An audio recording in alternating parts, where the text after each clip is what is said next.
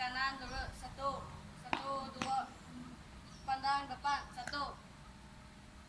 Bergerak ke kiri pusing 1, 2, 1. Bergerak ke kanan ke belakang pusing 1, 2, 1. Menghadap ke belakang ke kanan pusing 1, 2, 1. Menghadap ke hadapan ke belakang pusing 1, 2, 1.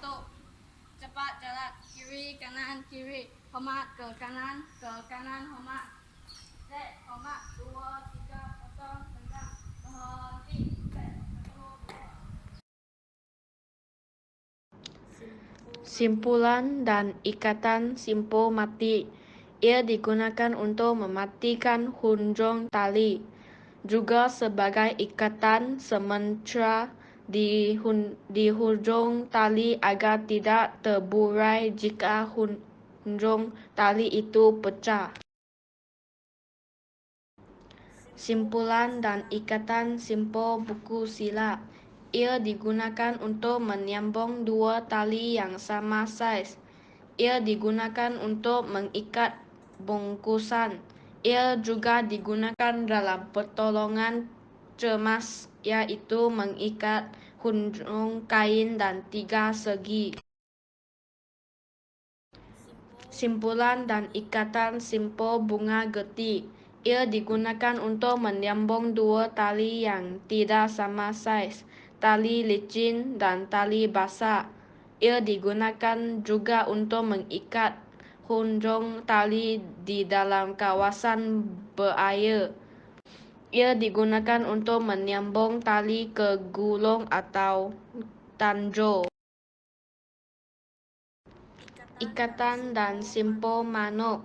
Ia merupakan asas bagi permulaan ikatan. Ia digunakan untuk mengikat objek pancang atau lain-lain.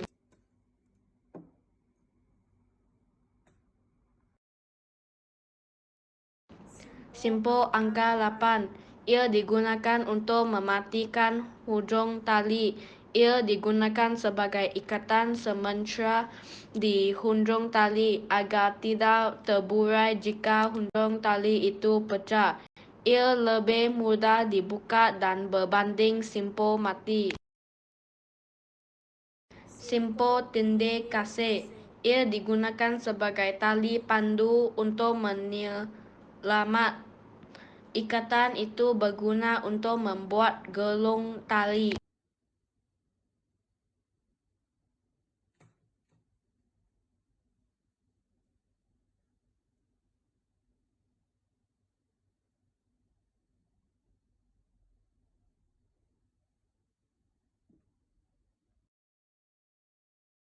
Simpul dan ikatan balak. Ia digunakan untuk mengikat objek. Ia digunakan untuk menaik atau menurunkan kayu, papan, atau peralatan dari tempat tinggi dengan selamat. Ia amat kukuh dan mudah dibuat dan dibuka.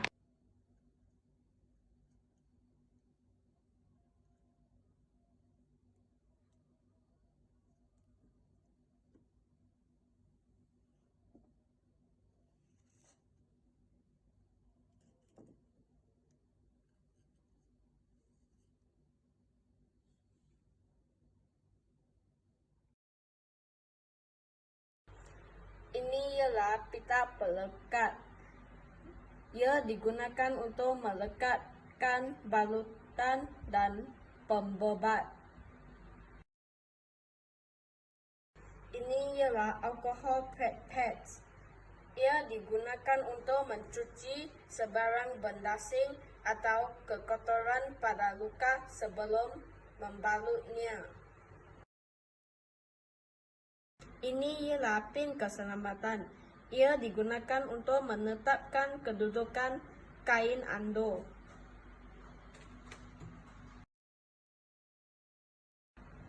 Ini ialah putih kapas. Ia digunakan untuk mencuci luka pada kawasan yang sempit atau sukar. Rawatan kepatahan tangan. Langkah pertama, jika terdapat luka, rawat dan balut luka tersebut terlebih dahulu. Ampuhkan tangan yang patah dengan tangan yang sebelah lagi. Langkah 2. Letakkan kain ando, naikkan hujung kain ando ke atas mengikut keselesaan mangsa. Ikat hujung ando yang dinaikkan dengan yang satu lagi menggunakan simpul buku silat. Langkah ketiga, hujung kain ando yang keluar disemat ke bahagian dalam dan dipinkan menggunakan pin keselamatan jika perlu.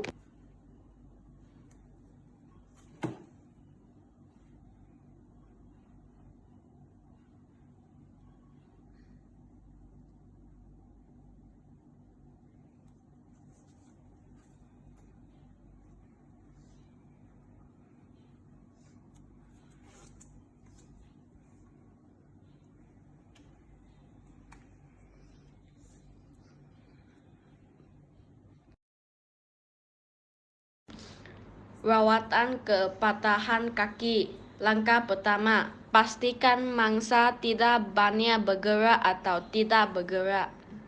Pegang bahagian yang cedera dengan teguh. Langkah kedua, jika terdapat luka, hentikan pendarahan dan rawat luka tersebut terlebih dahulu. Langkah ketiga, cari sesuatu benda untuk dijadikan sebagai alat sokongan untuk bantu mengapur dan meluruskan kaki mangsa.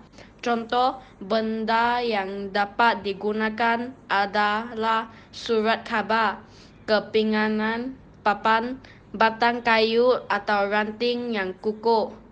Letakkan bahan ampuh itu di bahagian sisi anggota yang cedera. Setelah itu, gunakan kain ando untuk mengikat.